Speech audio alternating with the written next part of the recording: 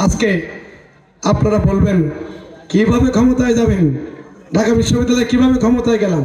শোনেন, আমেরিকা এখন কূটনৈতিক সম্পর্ক করছে, চীন এখন কূটনৈতিক সম্পর্ক করছে, ভারত এখন কূটনৈতিক সম্পর্ক করছে, আন্তর্জাতিক মিডিয়া আজকে তাকিয়ে আছে জামাত ক্ষমতায় চলে যাচ্ছে।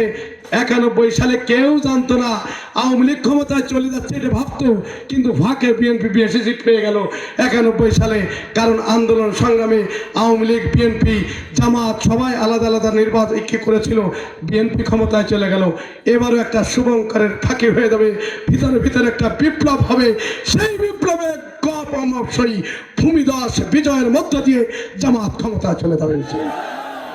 আর সেই ক্ষমতার প্রধানমন্ত্রী হবেন আমাদের ডাক্তার শফিকুর রহমান।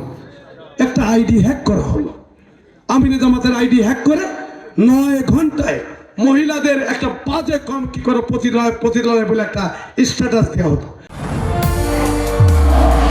নির্মাণে নাম্বার 1 শাহ সিমেন্ট। আমিরে জামাত বললেন আমার আইডি হ্যাক হয়েছে, টুইটার আইডি হ্যাক হয়েছে।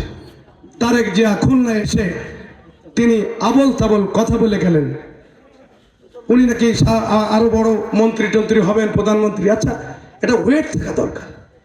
প্রধানমন্ত্রী তিনি হওয়ার স্বপ্ন দেখেন, তিনি আমিরে জামাতের এই হ্যাক হওয়া সম্পর্কে মিথ্যা প্রোপাগান্ডা চালালেন। পরের দিন হ্যাক হয়েছে, ডিবি সেই হ্যাকারকে বঙ্গভঙ্গন থেকে গ্রেফতার করে নিয়ে আসলেন। বলেন তো দেখি, আমার প্রিয় তারেক রহমান, শ্রদ্ধা সমবয়সী প্রিয় তারেক রহমান, আপনার মুখ এখন কোথায় গেল? কিভাবে নেবেন এইটা? একটু ধৈর্য ধরতে পারলেন না? জাতির সাথে এই প্রতারণা করবেন না কেন? ছোট্ট একটু কথা না কয়ে পারা যায়, অনেক কষ্ট পাবেন না। মায়ের সাথে মৃত্যু নিয়ে যা করলেন, এটা তো জনগণ খায় না, সবাই বোঝে। খায় না, সবাই বোঝে। এখন আর বলে না আগামীর প্রধানমন্ত্রী। বিএনপির লোকেরা আগে প্রধানমন্ত্রী বলতো, তারেক রহমান এখন বলে, এখন আর বলে না। কারণ পায়ের তলাতে মাটি সরে গেছে। বিশ্ববিদ্যালয় যদি জিততে পারতো, দু একটা সরে যেত না। কারণ বাংলাদেশের মানুষ আর মোস্তানদের ক্ষমতা দেখতে চায় না, বাংলাদেশের মানুষ চাঁদাবাজদের ক্ষমতা দেখতে চায় না, বাংলাদেশের মানুষ দখলবাজদের ক্ষমতা দেখতে চায় না, বাংলাদেশের মানুষ আর প্যাসিস্টদের ক্ষমতা নিতে চায় না। বাংলাদেশের মানুষ আর কখনো ভয়ে ভীত হয়ে দেশকে মানুষের কাছে গোলামীর চিঞ্জির আবদ্ধ করতে দিতে চায় না।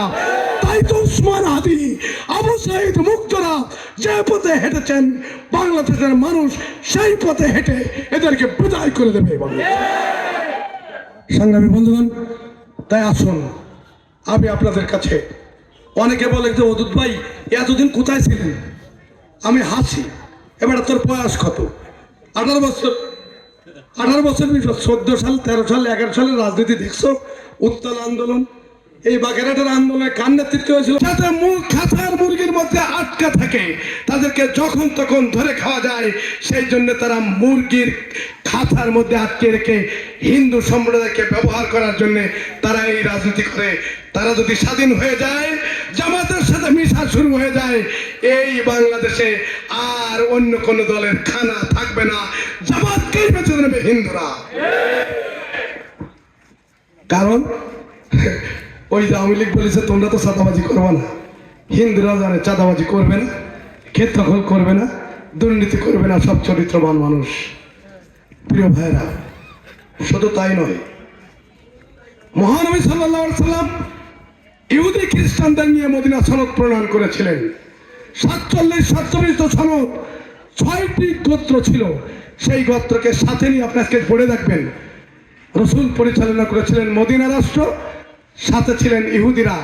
আল্লাহ রসুলকে তখন ইহুদিরা কি করেছিল?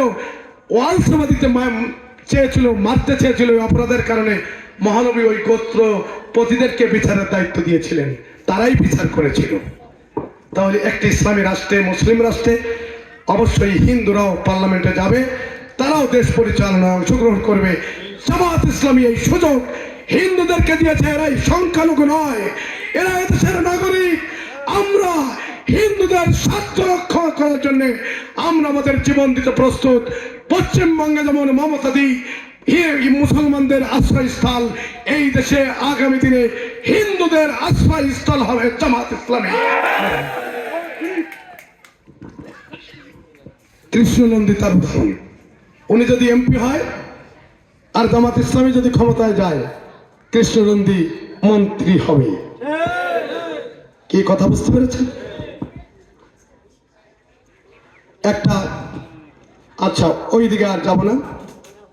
প্রিয় ভাইরা, আজকে কয়েকটি কথা বলে ফেলেছি। এই দেশে যদি আমরা ক্ষমতায় যাই, তাহলে আমরা সেবক হব, আমরা শাসক হব না। আমরা যদি ক্ষমতায় যাই, তাহলে জনগণের আর কোনোদিন আন্দোলন করার প্রয়োজন হবে না। যার যার জায়গায় সেই অধিকার ফিরে পাবে। কারণ বিজেপ কার্ড, বয়স্ক ভাতা যখন তালিকা করা হবে, গ্রামবাসীকে নিয়ে তালিকা করা হবে, যিনি পেলে আল্লাহ খুশি হয় 1 নম্বরে তার নাম রাখা হবে। চামচাগুলোর নাম লেখা হবে না, কর্মীদের নাম লেখা হবে না। এই জন্য আন্দোলন করার প্রয়োজন হবে না। আমরা যদি ক্ষমতায় যাই, ওই ভোগাস বিজেপ ওই যে কার্ড, ফ্যামিলি কার্ড, ওই কার্ড সরকার দিয়ে কোথার থেকে টাকা, ফ্যামিলি কার্ড বাপের টাকা এনে দেবে নাকি? এগুলো হচ্ছে ভোগাস। আমরা যদি ক্ষমতায় যাই, বেকারত্ব দূর করব। এই মোংলায় ক্রমবর্ধমান শিল্প অঞ্চল গড়ে উঠবে। যেখানে চাঁদাবাজি হবে না, সেখানে শিল্প অঞ্চল গড়ে উঠলে হাজার হাজার বেকারদের যুবকদের বেকারত্ব দূর হবে। 5 বছরের শিশুদের কি ফ্রি চিকিৎসা দেওয়া হবে। 60 বছরের উপরে শিশুদের ফ্রি চিকিৎসার ব্যবস্থা করা হবে। প্রিয় বন্ধুরা, মহিলাদেরকে জোর করে ঘরে ঢোকানো হবে না। হিন্দু মহিলাদেরকে কি করা হবে না, বোরকা পরানো হবে না। আমরা আরেকটি জিনিস চাই, একটি দল ক্ষমতায় গেলে আরেকটি দলের কর্মীরা বাড়ি ছাড়তে হয়, থাকতে পারে না, সব দখল হয়ে যায়। জামাত ইসলামী ক্ষমতায় গেলে কারোর বাড়ি ছাড়ার প্রয়োজন হবে না ইনশাআল্লাহ। কাউকে বাড়ি ছাড়তে হবে না, সবাই মিলেমিশে বসবাস করতে পারবে। একটা ঐক্যবদ্ধ জাতি আমরা গড়তে চাই, যেখানে ভেদাভেদ থাকবে না। ঐক্যবদ্ধভাবে সবাই এক জায়গায় বসে সালিশ বিচার করতে পারবে, দল দেখার প্রয়োজন হবে না।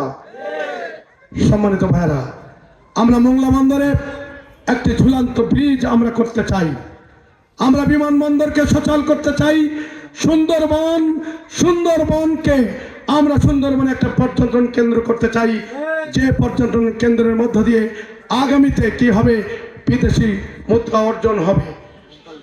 শিশুদের বিনোদন কেন্দ্র একটা ইকো পার্ক করতে চাই। রূপসা মোংলা এই সড়ককে 4 লেনে উন্নীত করতে চাই। আমরা টেকসই উন্নয়ন করতে চাই। টেকসই উন্নয়ন, সেই টেকসই উন্নয়ন হচ্ছে একটি রাস্তায় যদি 10 কোটি টাকা বাজেট হয়, তাহলে মন্ত্রণালয় সাল করতে ওখানে পার্সেন্টেজ লাগে, এমপির পিএসকে পার্সেন্টেজ দিতে হয় এবং ইঞ্জিনিয়ারকে পার্সেন্টেজ দিতে হয়। কন্ট্রাক্টর শেষ পর্যন্ত সব জায়গাগুলো কি করে, মুখ মেরে এসে তখন কাজ শুরু করে, টেম্পোরারি জিনিসপত্র দেয়। যে রাস্তা 10 বছর থাকার কথা ছিল, কেউ বাধা না দেওয়ার কারণে, যেহেতু সবাই খেয়ে বসে আছে, তাই কি হয়, শেষ পর্যন্ত রাস্তার চলটি উঠে যায়। 2 বছরে না 6 মাসে আমরা ওই রাস্তা, আমাদের কোনো মন্ত্রণালয় ঘুষ খাবে না, ইঞ্জিনিয়ার সাহস পাবে না, এমপি প্রশ্নই আসে না, লোকাল কোন নেতৃবৃন্দকে টাকা দেওয়া লাগবে না। তাহলে বঙ্গবন্ধুর 20 টাকা দোতলা থেকে নিচে আস্তে আস্তে 10 টাকা শেষ হয়ে যায়, 10 টাকা থাকে। এরকম হবে না, ফুল টাকা ওই রাস্তায় ব্যয় হবে। তাহলে 8 বছর, অবশ্যই 2 বছরের জায়গায় 1.5 বছরের জায়গায় 8 বছর ওই রাস্তা থাকবে। এটাকে বলে টেকসই, এটাই হলো উন্নয়ন।